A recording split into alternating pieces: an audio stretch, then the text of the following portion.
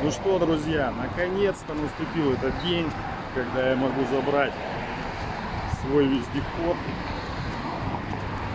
Сейчас я вызову эвакуатор. Эвакуатор подъедет до стоянки, где он стоит.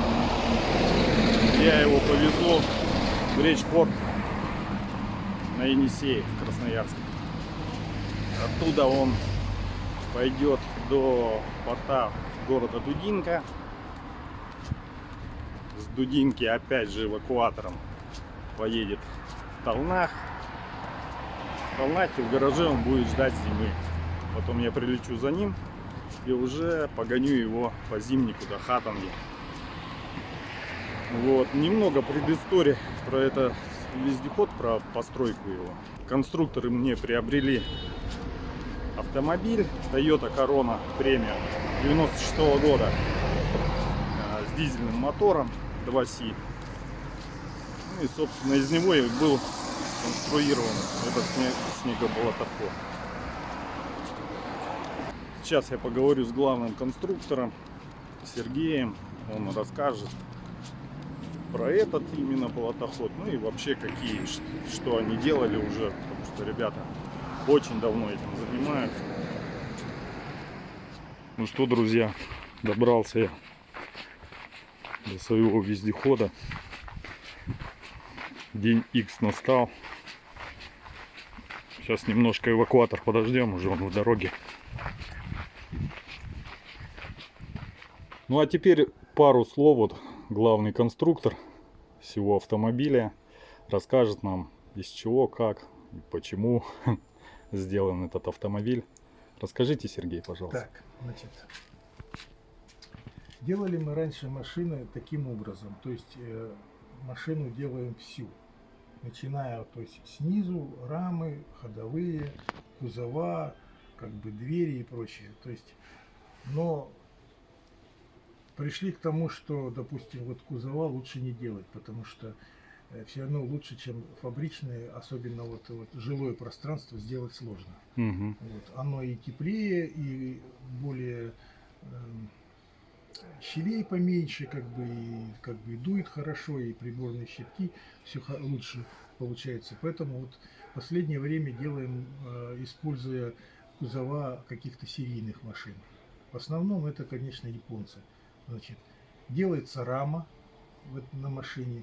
Значит, делаем мы ее с использованием подвесок передних, задних от каких-нибудь больших и толстых японцев. Это всякие Паджеры, вот, ну иногда Ниссаны, но в основном Паджеры. Потому что Паджера имеет независимую подвеску и спереди, и сзади, вот этот самый большой толстый Паджера. Вот. Она достаточно крепкая и в то же время как бы ремонтопригодная и, ну, в общем, как бы хорошая в этом плане. Вот. Ее прямо интегрируем в раму, то есть они с подрамниками, рамой соединяем между собой эти подрамники, получается ходовая часть. На нее, значит, одеваем, вот в данном случае это половинка седана, вот он обрезанный за передней дверкой, ну и сзади вот такая будка, чтобы народу больше влазило, либо груза. Вот. Получается вот такая машина. Мотор разворачивает коробкой назад, мотор коленвалом вперед. Значит, глушится у него дифференциал в коробке, и один кардан идет в центр машины. Там под машиной раздатка. В основном раздатку мы используем ГА-66, либо БТРовская. Она, значит, чем привлекает? Она, конечно, дубовая, шестеренки там прямозубые, подвывают слегка, но она очень крепкая. Вот. Японские раздатки тоже использовали, но там частенько бывает вытягивается цепь. И потом у народа начинаются проблемы с проскальзыванием, особенно на пониженной, под большой нагрузки, трещит там все это, и как бы народ плачет. Поэтому вот пришли к этой ГА-66 раздатке. Там, тем более, там особо ничего переделывать не надо, только фланцы переходные между карданами ставятся и все. Как бы вот она практически без переделок. Вот. Ну что еще? принципе, Ну, по этой машине, может, тогда расскажем, Вот. что здесь, какая впереди подвеска. а впереди подвески это тот же Паджеро 75-й кузов, по-моему, 60. Независимая подвеска. Третий, да, независимая подвеска на рычагах. Почему независимая? Потому что заметили такую вещь, вот, что неразрезной мост на колесах больших, вот особенно, очень сложно подвесить таким образом, чтобы этот мост не подруливал при движении. Особенно, когда машина идет с такой более-менее приличной скоростью по кочечкам. Вот такая подвеска рулит, практически она не подруливает. То есть он как шел, так и шел, и идет. Вот руль держишь, и она спокойно это самое идет, без всяких дерганий, то есть без виляния. С задним мостом такая же ситуация. Особенно вот когда колеса большие, значит, если он начинает с перекосами идти, он тоже подруливает. Хотя у него колеса не поворачиваются, но тем не менее эффект подруливания есть. Независимая подвеска этого лишена. То есть машина на полностью независимой подвеске, она идет как влитая. Вот. А последнюю машину, которую делали на мостах, кстати, она в Норильский поехала, там, значит, литровый мотор, и на этих самых, на сузуковских отжимниках, мостиках. Вот у нее вот этот эффект наблюдался не сильно, но тем не менее, вот как бы нам что-то совсем не понравилось, и стали использовать в основном только независимые подвески. Вот, за исключением вот этой, но тут поставили, по желанию, значит, заказчика, поставили задний мост. Ну а что, тут больше ничего, подвеска практически вся стандартная, она достаточно крепкая. Еще чем это хорошо, тем, что в плане ремонтоспособности, ремонтопригодности, если что-нибудь отвалится, то не надо какие-то делать или эти эксклюзивные детали, или бежать к тому, кто это сделал, чтобы все это наладил. Просто выписываются стандартные железяки японские, как бы ставятся, и все поехало. Вот. С точки зрения эксплуатации значительно удобнее, чем если целиком все делать заново. Вот. Ну и что? Кузов стандартный, переключение стандартное. Если сидишь внутри, в принципе, по сторонам не смотреть, то практически как в обычной Тойоте сидишь, и ничего там такого нету. Вот. Давайте, может, капот откроем, посмотрим. Ну, можно и открыть.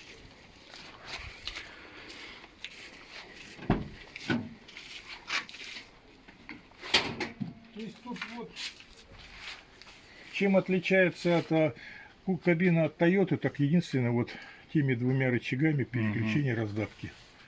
А так, в принципе, Раздаточка. все одно и то же. Пониженная, повышенная, Пониженная, передок. повышенная, да, и передок. Коробка, автомат, ручка та же самая. Угу. То есть мы старались здесь, чтобы ничего не нарушить, во-первых, чтобы это лишнего не делать, а во-вторых, тут и так все хорошо сделано, и поэтому как бы от добра, ну, как говорится, нет. Не делать. Потому что кроме всего вот этого, этой инфраструктуры, тут и так работы достаточно много. Вот Ну, мотор, в дизелек. данном случае дизель обыкновенный 2Си с турбиной. Значит, вместо поперечного расположения поставлен продольный со своей же переднеприводной коробкой. То есть здесь коробка не не классического типа, как на марках или там на других вот классических машинах, а вот от этой вот короны переднеприводная. Но так, как я говорил, там, значит, заблокирован дифференциал коробочный. Угу. Ну, здесь немножко переделано, и чисто из-за компоновки двигателя. Вот. То есть ничего тут такого непонятного нет, все стандартно. Единственное, что морда здесь вот сделана по-другому, потому что большие колеса, они поворачивают, немножко ходят, и стандартная морда со своими фарами здесь как бы не лепится. Поэтому здесь она немножко сужена.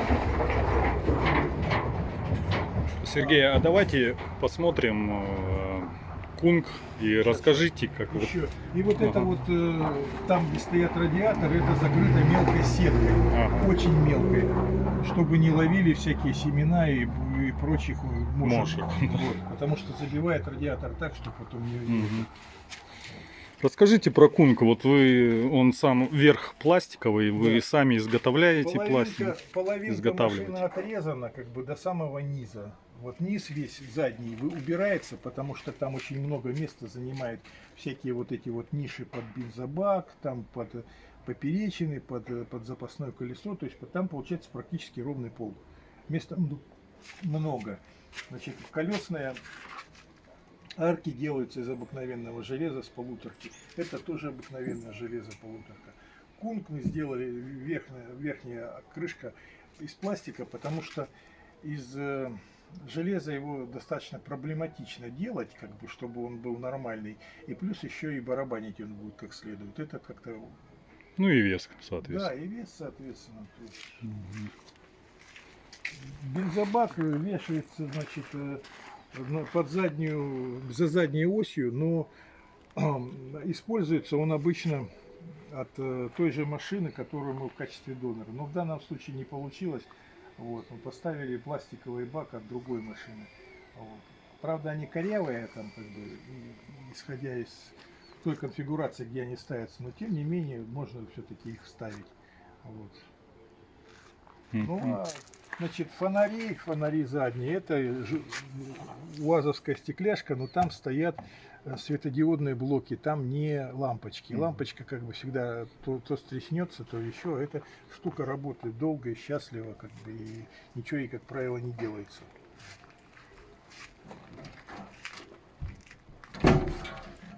Вот и вся штукунку. Значит, есть такие колесные ниши, они закрыты ящиками. Значит, посередине эта колесная ниша как бы существует, а по краям такие треугольные ящики получаются. Сверху лавки. На них можно что-нибудь постелить и сверху поспать. Либо тут можно постелить что-то поспать. То есть, либо что-то сюда положить. То есть, объем здесь сложно сказать, но я думаю, суммарно кубометра 2, наверное. Вместительный. Ну, вот как бы это. Поспать можно. Поспать можно, да. Мы трехдверные машины делали, там то же самое, там как бы Кунга нету, но в принципе длина почти такая же получается. При сдвинутых вперед сиденьях там тоже поспать можно так же. Ну только, правда, высота, конечно, поменьше. Так. Что еще? Ну, вроде так-то все рассказали. Парами. Рама, как бы, это обычный стандартный профиль. Ага. Она из себя представляет, он как бы, вот она, ну, обычная рама, как бы, сваренная из профиля. А размер профиля? Размер профиля здесь 100 на 50. Вот, 2 штуки. Система глушитель, как бы, он переделан, конечно, но в принципе от двигателя сохранены вот эти вот основные элементы. Резонатор и глушитель, они просто перекомпонованы, переварены, но в принципе они сварены так, как надо. И то есть ничего лишнего то есть не выкинуто из этой системы. В принципе, система глушения работает нормально. Вот, то есть он не орет, не это самое. По колесам. Колеса ободрыши. Значит, ну, с колеса стандартная вещь. Единственное, что мы здесь используем, поскольку здесь задний мост поуже и пятидырый, а передний мост это он тоже задний поджеровский, как бы, ну поджера Ио, а передний он пошире и шестидырый. И поэтому здесь как бы такая центральная вставка от каждого моста своя. А сами колеса и диски, они взаимозаменяемы. Их можно ставить налево, направо, вперед, назад, то есть как угодно. Единственное, для каждого моста своя проставка. Ну, подкачиваются по классической, да, схеме, то есть с выхлопом. Выхлопом, причем качает очень быстро. Это краны от Евроремонта. Как бы вот. Ну, отлично.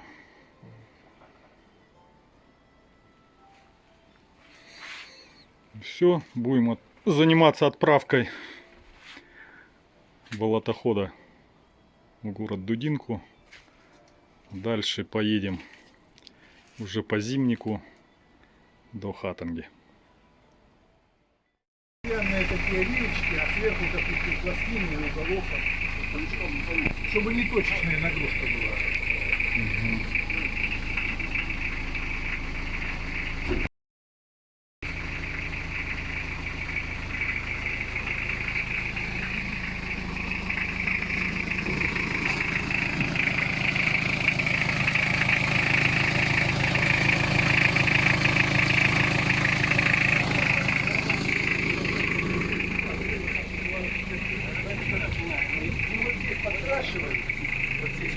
поэтому дверь открыли, вот и она вот такое, это было снято. И, видимо, вода с открытой дверью наливалась. Ну, здесь больше неоткуда.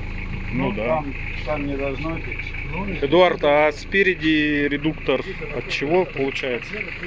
Паджеро 3, да? 75-й кузов. Мгм. Или 65-й, они одинаковые. 65-й, 75-й, 63-й, 73-й, 78-й. Это Мгм. единственное по передаточному. Здесь передаточно 4600.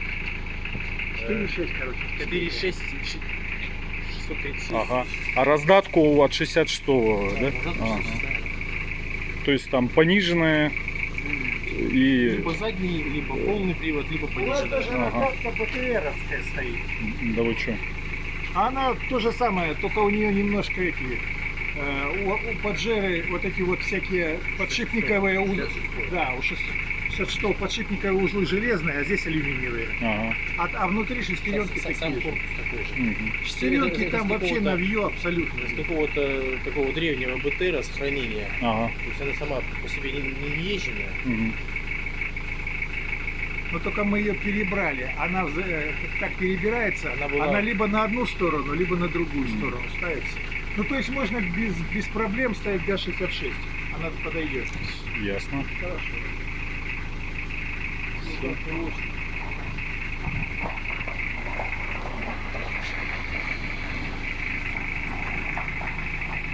Машина стоит.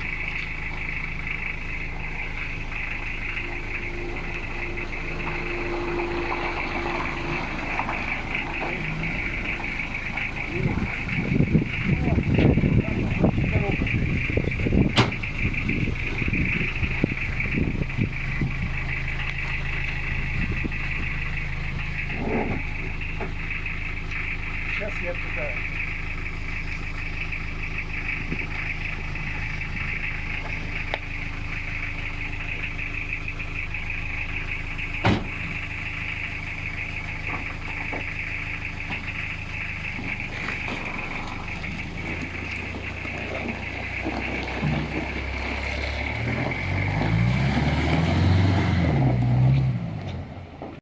Может она вот... Сейчас надо вот тут вот проехать. Ставят.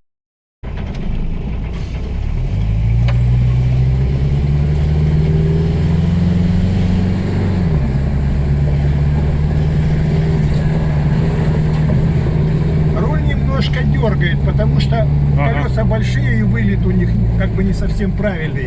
Из-за Ага. того, что им нужно в сторону было отойти. Ага. Поэтому... Вот как конструктор говорил, что здесь кунга сделана из пластика. Вот, ребят, хочу я показать вам сейчас автомобиль, который полностью сделан из пластика. Ну, там тоже рад. Вот, ребят, вот это кузов полностью пластиковый.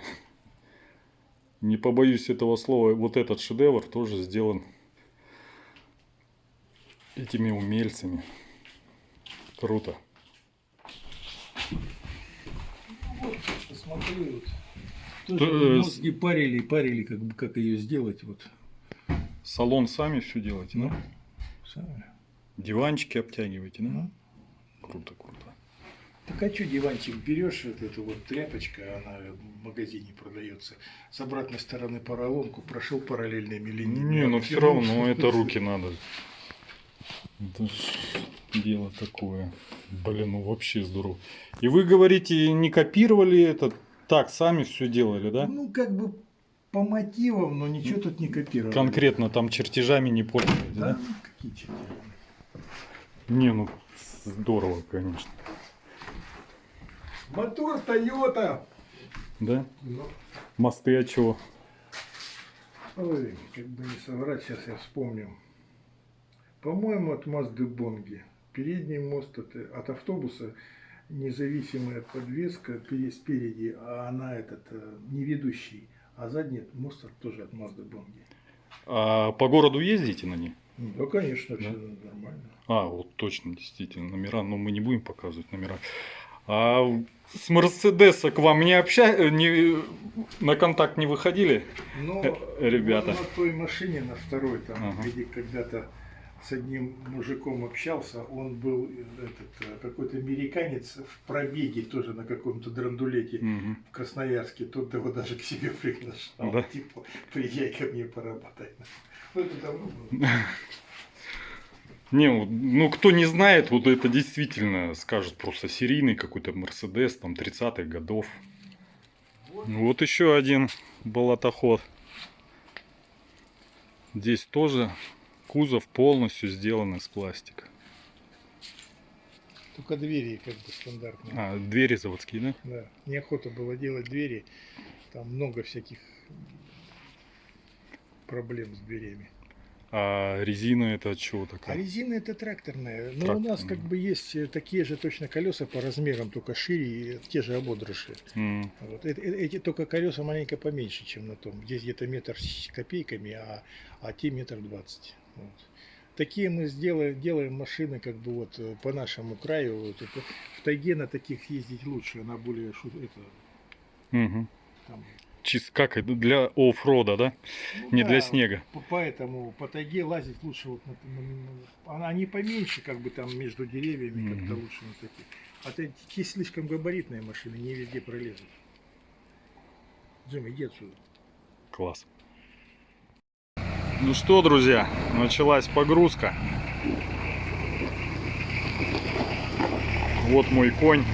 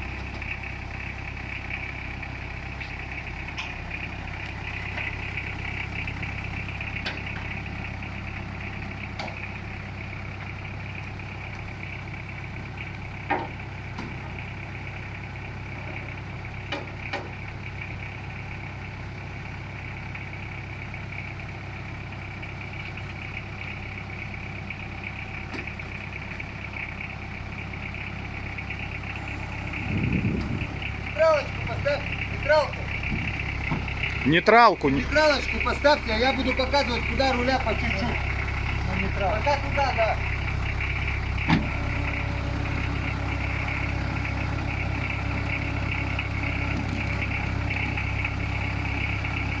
Прямо. Прямо руль.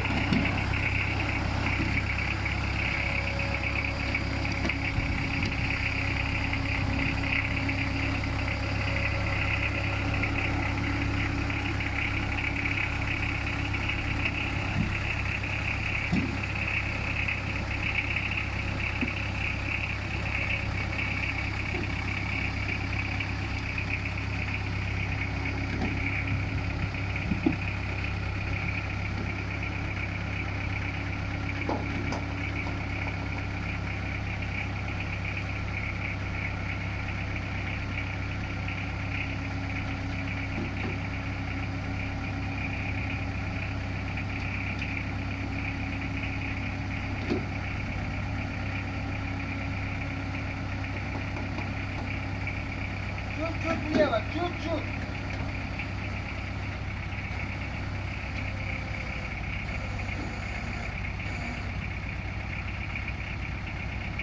Ну, что там у него ручник, парковка, что есть парковка. Парковка.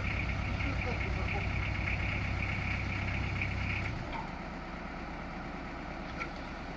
Сама не замкнется.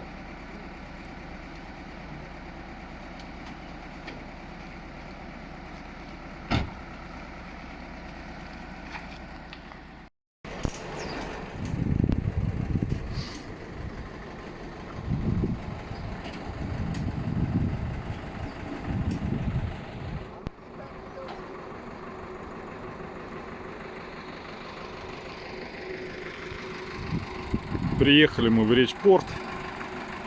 Сейчас ждем представителя. Выйдет и будем заниматься оформлением документов на отправку.